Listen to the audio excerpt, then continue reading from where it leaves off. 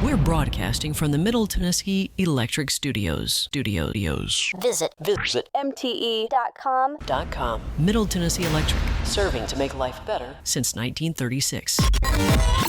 This is a WGNS Action Line. Talking with Rutherford County newsmakers since 1947. This is a WGNS Action Line. Now your host, Scott Walker. Today, joining us in studio from the Rutherford County Sheriff's Office, we have school resource officers, Sergeant Dustin Cox and Sergeant Scott Culp. How are both of y'all doing this morning? We're doing great. Doing good. What are kids up to as school begins? What has it been like so far as school has started? It's been busy. A lot of kids. Yeah, well, you guys have a whole school year to go. We do. We do have a whole school year to go. We're up to, I just checked yesterday, just a little over 52,000 kids now in Rutherford County schools. Man, that's crazy. That's a lot. I remember when I was younger, there were like 2 high schools, you know. Yes. That's wild to think about 52,000 kids in the county schools, making it, what, the 4th largest? Yeah. Man. Yeah. So with that being said, you get a lot of new kids from a lot of areas. Do some kids come to the school and they never had school resource officers from some of the counties or schools that they were part of? I don't know that that's happening as much as it used to. When several years ago, Back in a the lot old of the days. well, yes, the surrounding counties. If you'd move in from there, that a lot of the counties did not have SROs. You know, we were the first in the state. Back in what, 93? 93. And so now most schools have SROs or security officers or some sort of officer in the school. Yeah. Even private schools have, most of them have some sort of security or something in the school. So most kids coming into our county now know what an SRO is and kind of why the officer's there. Well, it's needed in this day and age for sure.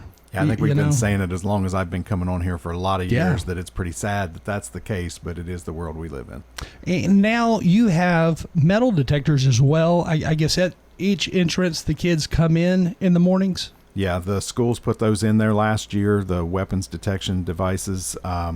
We don't do a whole lot with that other than just if there's an issue, we'll respond to that. But that's kind of the school's deal, that they run that with the teachers.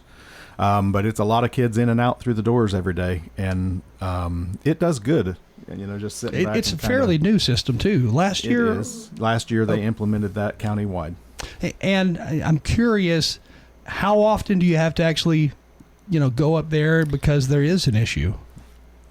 It's not very often. Yeah. Usually it's just the system goes off for silly things, whether it's binders. Yeah. So luckily, usually you don't find any weapons. No, I don't think. Don't quote me. I don't think we've had. It's a deterrent. Yeah. I mean, that's the whole point. It's kind of like the police car parked out front. It's, makes you slow down. Yes. If you thought about doing something, you're probably not going to do it because you know that you've got to get through all these steps, and it's going to be hard to do. It's funny you say that. I live in a neighborhood where, they're still building homes, which is like everywhere USA. Yes. And anyway, they're still building homes. There's a sheriff's deputy and a police officer who live in the neighborhood, and they're at the entrance, and you see the police cars parked there overnight. But yet we still have had people going into the homes being built, stealing stuff like right after they put the fridge in or right after they put all the copper wiring in. And they'll be there because I videotaped one because they didn't see me. I videotaped one. He was there, I bet you, an hour taking copper wire out of the house, and I called the police. It took a little while for them to get there. It was in the city, and when they got there, they had already left. Yeah. But man, they were there for a whole hour stealing, and police car brazen didn't do anything for them. Yeah. Yeah. Some people are just either dumb or crazy or desperate or something. Yeah. I don't know, but yeah, probably crazy. Yeah. I found out later though, it turned out to be one of the construction workers who was working on the house. That makes you wonder. Maybe the contractor didn't pay him. I don't know. Yeah, it's hard to find good work. Especially when they're leaving with everything they install. Yes. Anyway, back to the schools. So, new school year has started. One of the things the state required, and I don't know if this is in yet at all schools, bulletproof windows or either bulletproofing windows. Has that already been accomplished? I know the school system, Rutherford County Schools, have worked on that for a couple years. They were ahead of the curve on that before it became a rule. They've put a film on all the most of the windows at most of the schools. I'm curious if they built new schools to where the windows were simply higher, to where if they were shot into or anything, it wouldn't hit anybody. Is that something that you've heard any talks about in the future? And I haven't heard that in the future. That saves some money. We design a lot of schools in Rutherford County, so the problem I'm not is, sure. Yeah, I mean, they're building schools, and you look at it, if they're building a school now, if that's something that they want to implicate, then they should be doing that now, and they're not. Seems like that'd be cheaper. I don't know their reasoning, but we're trying to do everything we can to stop the violence coming into school, whether it's outside or whether it's inside. We're just taking all the precautionaries we can because this county's growing so much. It feels like every other year we're building a new school. We got a text message to remind me you're not talking to the architects of the schools. Thank you. If you were, we'd probably have some suggestions. Yeah.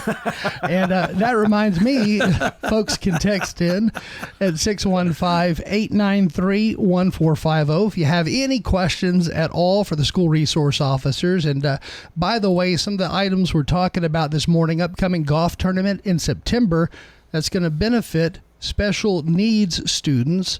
And then a fun fair and a scholarship program for graduating seniors. Is that for graduating seniors this year? Yes, sir. To be for the seniors that are graduating in May of 2027. Okay. And then the special needs students. Do you have a lot that you work with within the county schools? We do. I don't know the exact number, but what we do is the money that's raised for the golf tournament that we're hosting next month, that funds goes back to the fun fair that we provide to the special needs kids in the county. We usually hold it the last Friday of fall break. SRO Chad Dotson takes over the fun fair, coordinates that, gets with the special ed department in the schools. He does all the coordination, gets it together. We do a big day where they basically just take a fun day field trip. They get out of school for a day. We have a petting zoo. Inflatables come out. Every kid gets a prize. It's just a day for them to get out of school and have a good time.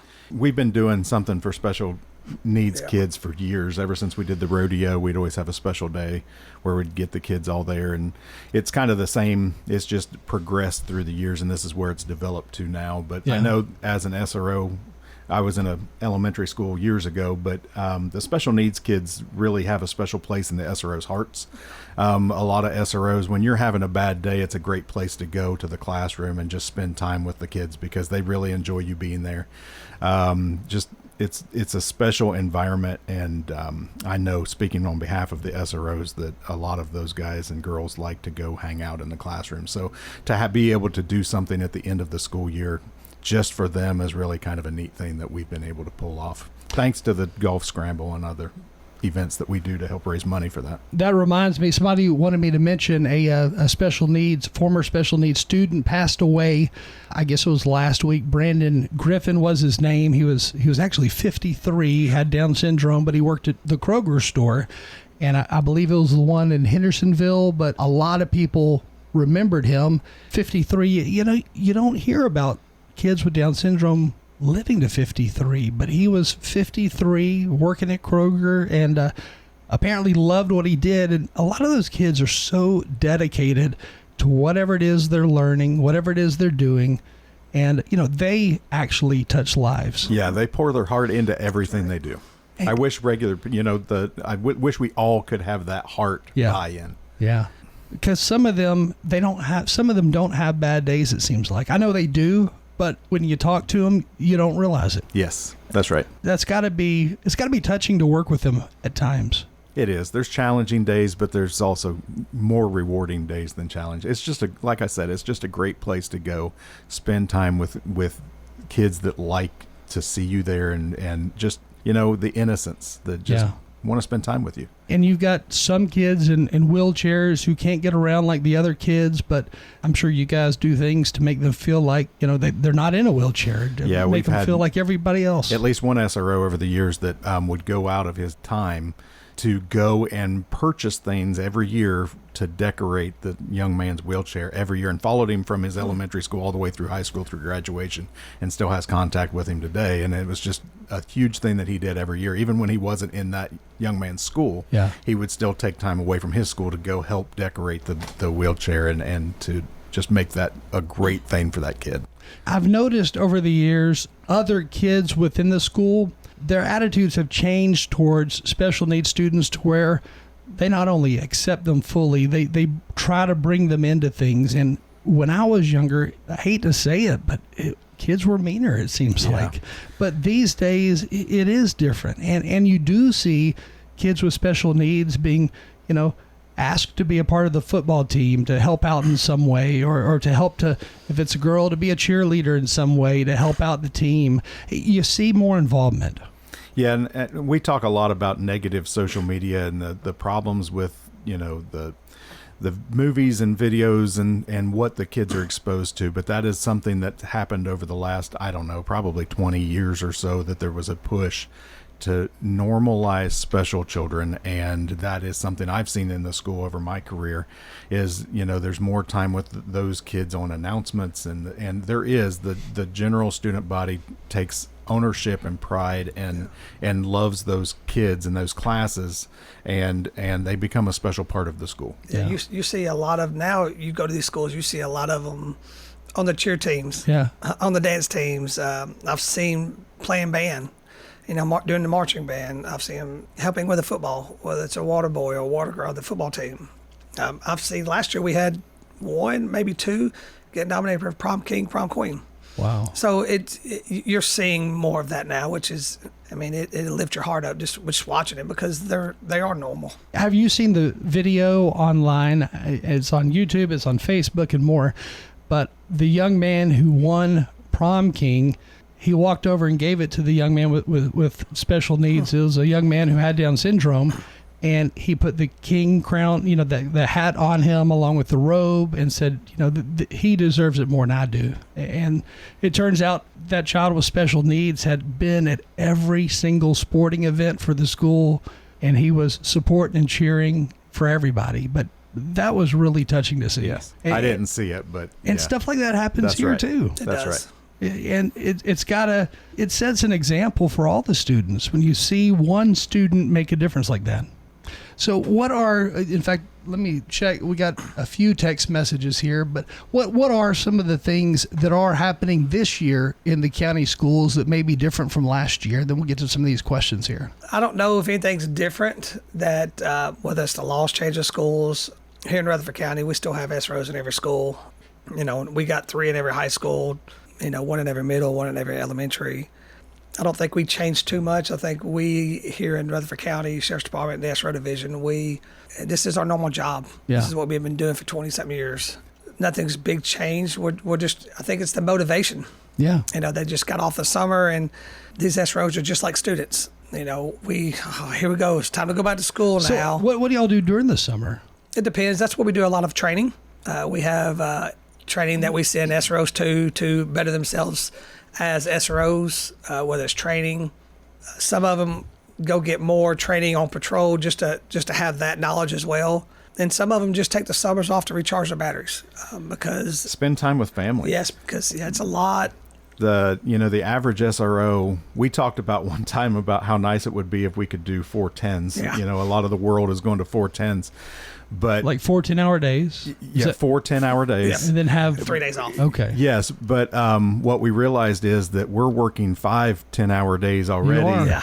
And then the weekends. Right. Every SRO out there has some event on the weekends. And right now it's the back to school days and the open houses and they're buying into all of that. And there isn't an SRO day that doesn't start at least an hour before school starts and end 2 to 3 hours after school ends. It's just that's what the days look like. And when school is in, that encompasses your life. So your family and your children and friends all have to take a back seat during the school year. And so we don't get, schools, everyone always talks about bankers hours and school teacher hours. But that is the time that the SRO gets to spend some time working on the house and getting things done at home, because the rest of the school year you are tied up with school. You still have honey-do list. Oh, You a do. lot. They add up quick. When you got all these and there's so many clubs in schools and Yeah, new there's clubs coming 5 or up. 6 events every afternoon at It's- most schools. We got SROs that show up at 6:30 in the morning and won't get home till 9:30, 10 o'clock at night. Well, and as schools grow over the years, there's going to be more clubs established because you have more variety of students, and it's just and going that to push to keep kids busy on other things other than social media, and so you want them in the school and in the clubs and in the activities, and you know, as an SRO, not only do you take ownership and want to keep everyone safe, but you also get asked a lot to participate in these things, and so you show up and become a part of it. And We have a two-part question here. One, do students ever come to you with personal problems or with problems involving criminal activity that they may be reporting to you? That's the first part of the question. so, I think since the beginning of SRO, even back in DARE days when we were teaching DARE, it was the same thing. I remember that during Ronald Reagan years. It was the same. If you know, the officer friendly days, that was even before that. And part of the SRO approach is just to be friendly. To, you know, we're not there to bust the kids. We're not there to make sure that everyone is abiding by the law. Our goal is to make a safe environment and to be there for the kids if they have a problem. And most SROs that we have, I know of, are very approachable, and we want them to be approachable. And that is something you end up building relationships with your students, and so they do feel comfortable to come. I know it's often that we have SROs that will come to or students that will come to the SRO and talk to them about problems at home or problems with friends and different problems. And most SROs will have a good working relationship with their guidance counselors at school. And so it works together. They work together with those, but it's often multiple times a day, if not just once a day. So when it is something involving criminal activity the child's reporting to you, is it usually involving like a parent being abusive? Is it an uncle or is it something involving other students that they've noticed? The answer to that is yes. All the above. All of it. We deal with everything. Drugs. They may say, hey, so-and-so's. Sometimes it's not that rare to have a kid come in and tell you that they are the one that's doing it. Wow. And that they need help. Man, how do you handle that situation? That's Get tough. them help. We've got a lot of resources. The nice thing about having a big county that grows fast is that we have a lot of resources. I'm curious. I know we have gangs here. We have gangs in Nashville. Do some kids come to you and say, I don't want to be a part of this, but I got myself into it? Yes. It happens all the time. How do you get them help? It's just guide them. Yeah. You're there for them. I always say you're an ear. You listen. You let them talk, and it's what you do when they tell you is where they're going to go. Yeah. If you sit back and just listen and don't help them, they're not going nowhere. They're going to stay where they're at. If you give them the resources, and walk them step by step how to change their life before they get to a point where they can't. So it's very important for these SROs to, I hate to say it, but hold their hand through every process they're having issues with, whether it's them, somebody else. It's all the above. Is we just walk with them. Yeah. So, you know, kids are like little adults, or adults are like big kids, in the fact that if you come to someone wanting help, there's a lot of ways to get help. Yeah. The key is to want the help. And it's the kids that don't want, the adults that don't want the help, that are the ones that struggle. Do you ever have any come to you and say, so-and-so wants to beat me up after school? I don't want to look like I'm telling you this. Can you somehow be outside when that occurs, when I leave school? Yeah, that happens a lot. Usually we will try to mediate that ahead of time. We can't always guarantee where we're going to be when we're in a school because of incidents that happen. But at the same time, you know, that's just, usually it's buddies. Yeah. Somebody said something about somebody else, and it's going to become a fight. And if that was the same when we were in school. Yeah. And the official, your mama. Yes. That's what did it every time. Yes. If you just get them back together, they realize that they still like each other. Yeah. They just, needed to work through and talk. It's hard to talk anymore, especially when you do it all over texting. Yeah. The second part of that question was, do some of the kids come to you with personal problems that have nothing to do with crime, and how do you handle those conversations? I think that More that so may is that happen more so than the part one question is. Yeah. Is people don't understand as being SRO, we can walk down the hallway and a student can come to us that have some personal issues, and a talk becomes into a counseling session, and that's part of an SRO's job. yeah. We work on a triad, and counseling's one. But it all goes down to the answer to that question. The same thing with one is we listen, we show sympathy. We don't try to bash them for having issues. We try to understand, and we help guide them, and we give them the resources that if we can't help, give them resources, and then they come back. A lot of times they come back every other day. Just let you know I had this going on. I had to go see a counselor, or I talked to my parents, and this is what's going on, and I'm getting better. And then that SRO would then turn around and start checking on them. Yeah. And then they start feeling like, hey, somebody does care. One nice thing about being an SRO is that, teachers have classes, administration that's their job there is to run the school. The SRO is, we're there for when things go bad. Yeah. But that gives us the freedom to kind of monitor and see where things are. One of the best memories I have is catching a kid that was late, and the administration was working on trying to get the kid to school on time, and they were just chronically late. And walking the kid, helping out the administration who was busy. They had different meetings they were going to, and I was available, and I said, I'll walk him to class. And in the process found out that, he hadn't eaten breakfast, and just run down to the cafeteria. I had a relationship with the cafeteria manager. Hey, can we, and they had already put up breakfast, but they got some stuff out. And it's not only building that relationship with that young man, but figuring out that, he was trying to get there. It's just things at home were not helping him get there. Yeah. And so just being available. And this next question, don't answer it yet because we're going to go to a break, but I'm curious, and I'm sure a lot of parents are curious, what are typical problems that students come to, like teenagers, what are typical problems that teenagers come to you with? I mean, everything from vaping to drinking to what is it? We'll take a break, and then when we come back, we'll find out more about that question. Right now, the time, 8:42. This morning, we are joined by Rutherford County School Resource Officers Sergeant Scott Culp and Sergeant Dustin Cox. We'll be right back right after this.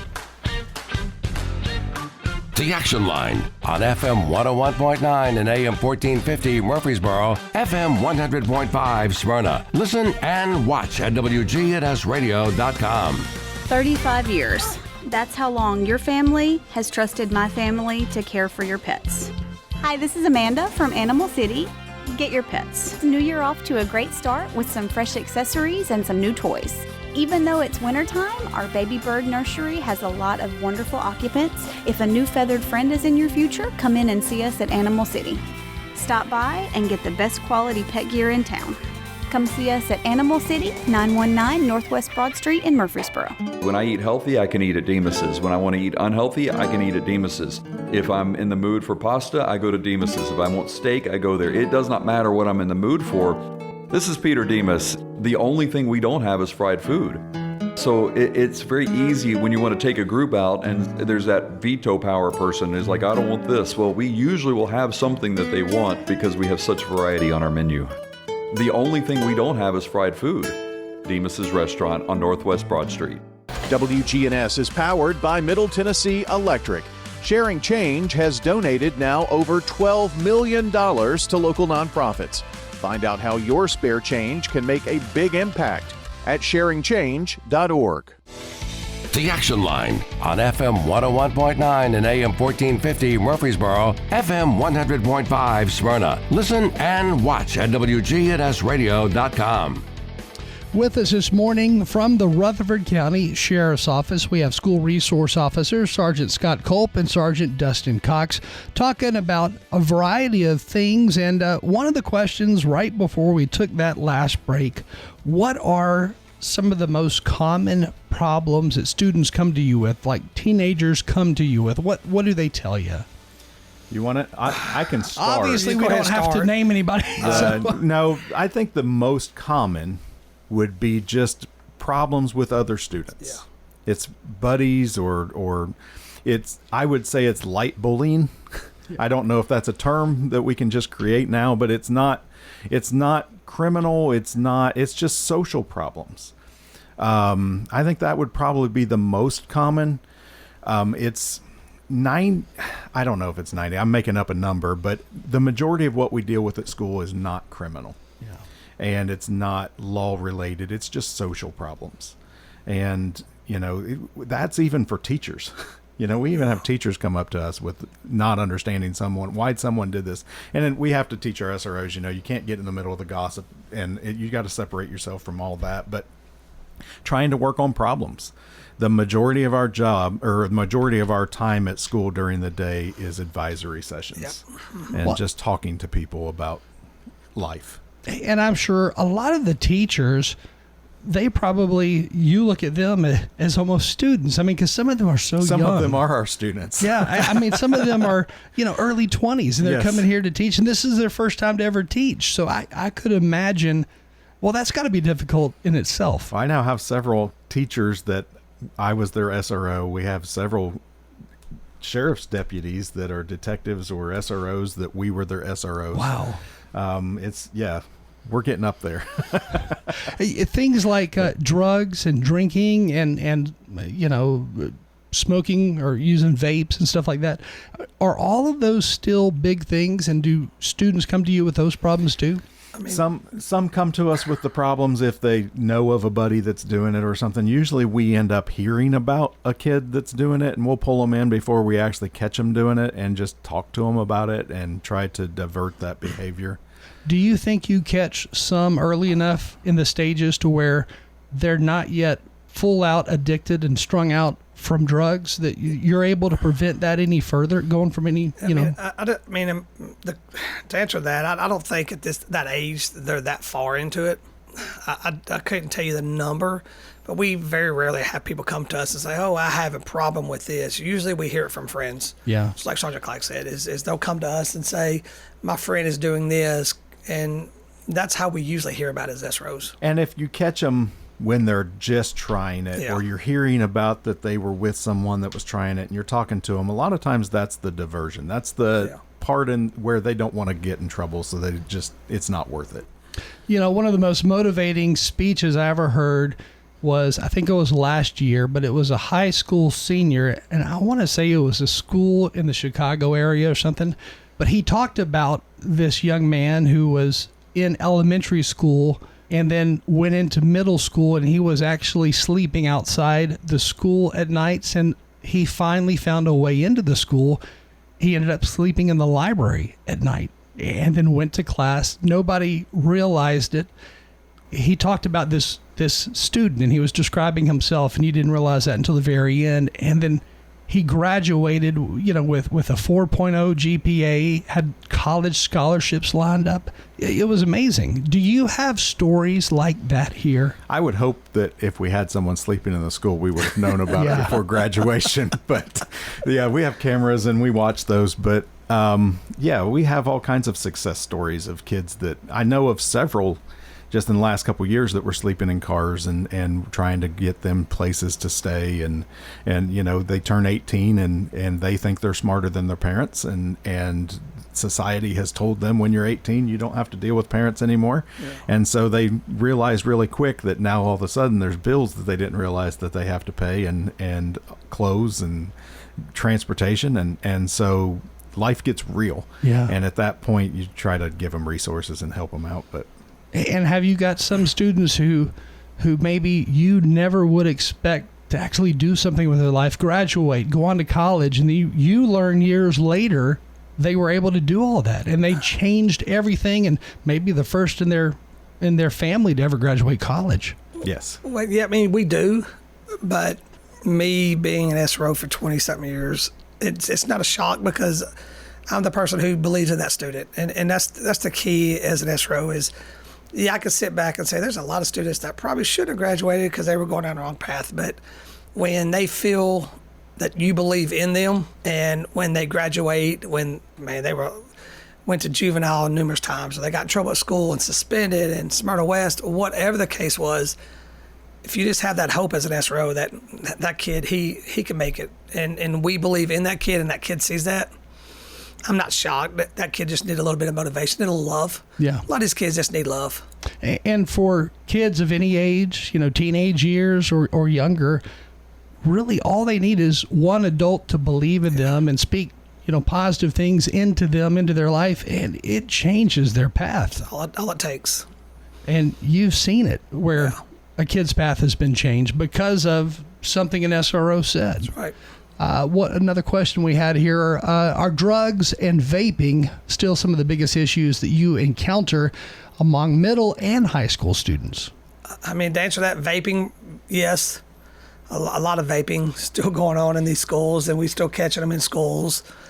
They're still getting hit on the weapons detection system quite a bit, and so vapes do? Yes, so we're catching them in. It has decreased, I think, because of the weapons detection system setting them off, but at the same time, we're starting to see a rise in, the marijuana, the traditional joint is coming back.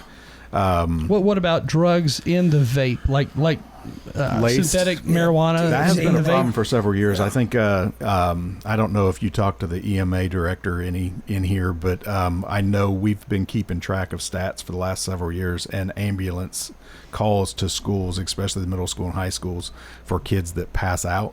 A lot of that is associated with a vape, and it is a problem. And of course, synthetic marijuana, which is what they, I guess, call it, that's in a vape, it's not the same thing as traditional marijuana. I mean... No, it's a lot worse. Yeah. I was going to say... And kids don't know. No, they think it's the same as regular old marijuana, but it's not. And I've heard horror stories about kids trying to quit that. And, coming off of that, I heard is... Well, obviously when you come off of marijuana, you don't have all this pain and problems, but when you come off that synthetic stuff, it's a different story from what I understand. Yeah, I just wish they wouldn't start it. Yeah. Another question here, social media, it says, I guess this is a parent, says I've seen it turn disagreements between two students into something much bigger and very quickly. How often do problems begin online? A lot. More than... Yeah, at home problems become problems at school. And I've said this for years, and I know Dustin has too, that social media is the devil. Yeah. It is the worst thing that we have going for us especially students. Adults, it's bad too. We're all addicted to our devices. Kids are addicted to their devices. We see them in elementary school now with their devices, and they're addicted to their devices. I've got grandkids now that, 2 and 3 year olds that if they can get your phone, they're going to sit there all day long and look at scroll. Their phone. Yes, it's mind numbing and it's addicting. But the problems that can start outside of school by simply a device, kids don't get away from it. There is no going to bed and not worrying about it. Their devices are with them 24/7. So where we would have a problem with a kid making fun of us for a haircut or whatever else, you go home and your life turns back into normal. You're with your family. You're away from that until the next school day. These kids don't have that option. They are with it 24/7. They're exhausted by it. They can't get away from it, and it becomes problems where you can say something on a phone and a text in a gaming site or whatever else. You can say whatever you want, and they believe there's no one that will see that. And so when I threaten to kill somebody, or I'm going to blow someone up, or I'm going to shoot somebody tomorrow on a gaming site text, they don't realize that becomes reality in our world. And when that kid that's received that tells their parents, and then the call comes into the sheriff's department or the police department that night, it creates a mess. And that is a lot of what we deal with on social media now in the last several years, is these comments that we would have said, do it again, I'm going to kill you. Yeah. But no one believed I was going to kill you. Now no one knows, because you really don't know who you're talking to anymore. Yeah. And these threats just are out there. And to add on that too is, back when we were younger, that social media wasn't here, so we could confine a threat or I'm going to beat this kid up at school. That's more confined into centralized people. Yeah. Now with social media, you can say, I'm done with it. I'm going to get off my social media app and I'm done. Well, guess what? Just because you're done doesn't mean 400 people who follow that person who's sitting on social media is going to come back and go, that guy's talking about you again. What are you going to do? So it becomes a bigger problem. So when we get in the schools, instead of dealing with 10 kids, we're dealing with 2,000 kids. I mean, adults don't know how to deal with that No, drama, they don't. and kids certainly don't know how to deal with that drama. Yeah, you're right. I'm so thankful we didn't have social media when I was a kid. Me too. I wish I didn't have it now. Oh, I don't do social agree. media now. I still don't do it, so I'm good. I stay away from it. Well, that makes me feel better because I'm commenting about you all night long. That's right. I won't ever know, so we're good. Out of all my kids, I've had only one have social media problems, and it was one of the younger ones who is now in college. I will tell you, as a parent, your kids are going to tell you that in elementary school they need a phone. Yeah. They need a device. They don't. Say no. They don't until they're driving, and that's just for your safety, for you to know that they can get a hold of you. There's not payphones in the world anymore. But it is a big problem, and it continues on. But that late 6th grade, 7th, 8th, 9th, 10th grade is a horrible time for drama. If, as a parent, you already know that you're dealing with it in your home, they don't like your rules. I mean, everything's in question. And that is the time that in that age span of middle school and high school where we see the biggest social media drama in the schools. It has been that way before cell phones and devices, and it's worse now. And that is the biggest headache we have. It seems like by the time they're juniors and they get into seniors, more life problems are happening beyond social media stuff. But it's that period of time as a parent, you really need to be monitoring what your child is doing on their devices. It's okay to look into everything. Yeah, I don't think we gave our kids cell phones until, like you said, they were driving. And I think even that, like my son, I think I let him borrow my cell phone when he was driving in the beginning. And society tells you that's not normal now. Society tells you that in elementary school you're a bad parent if your kid doesn't have a cell phone, but that is not the case. That's why pagers were phenomenal. That's right. And when your parents paged you, you got 10 minutes to find a gas station and put that 25 cents in and call them back. Yeah. And what's amazing is all my kids not only survived without a cell phone until 16 or 17, they thrived. That's right. I'm thankful for that. Anyway, again, with us this morning from the Rutherford County Sheriff's Office, School Resource Officers, Sergeants Scott Culp and Dustin Cox. Thank you both for joining us today. Thank you, sir. My name is Mary Ann Letizia. Our executive director is available all day, every day. Was it hard to find new friends? Oh my gosh, no. When somebody new comes, they come to introduce themselves. Here at Adams Place, oh yeah, they're very friendly. And there's activities every single day, including the weekend. This is Terry Deal. Come tour Adams Place and discover living a dream in your senior years. At the Garden Patch Thrift Shop on Spring Street, we believe in more than just great deals. Every purchase you make helps Greenhouse Ministry serve over 70 families a day, offering hope and changing lives in our community. From name brand clothing to household items or even large appliances, you'll find everything you need at prices that will fit your budget. Plus, 100% of the proceeds go back to the ministry. Visit the Garden Patch Thrift Shop today across from the tall NHC building in downtown Murfreesboro, where shopping changes lives. You're still glowing, flirting, grooving. You've still got it. But your immune system weakens as you age, making it harder to fight illnesses like pneumococcal pneumonia and RSV. Vaccines are a key part of any health routine and can help protect you from getting really sick.